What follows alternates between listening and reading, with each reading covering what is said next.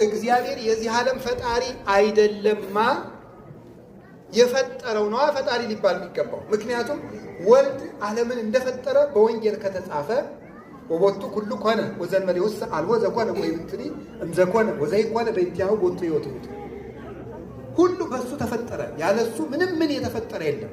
ዮሐንስ ወንጌል ምዕራፍ 1 ቁጥር 3 ላይ ሁሉ በሱ ከተፈጠረ በወልድ ሁሉ በወልድ ከተፈጠረ አብ ደግሞ ካልፈጠረ ወልድ ከፈጠረ የፈጠረው ነው ፈጣሪ። አብ ፈጣሪያችን ላይ ሆኖ ነው ማለት ነው።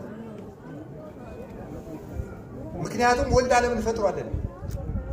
ሁለተኛ ወልድ ፍጡር ከሆነ ለወልድ ደግሞ አምላክ ብለን የምንሰግድለት ከሆነ ምክንያቱም ከመለስሙ ለግዚእነ ኢየሱስ ክርስቶስ ይስግድ ኩሉ ብርቅ ዘውስተ ሰማይ ወዘውስተ ምድር ወዘበታሕቲሃ ለምድር ከሰማይ በላይ ከሰማይ በታች ከምድርም በታች ያለው ጉልበት ሁሉ ለኢየሱስ ክርስቶስ ስም ሊሰግድ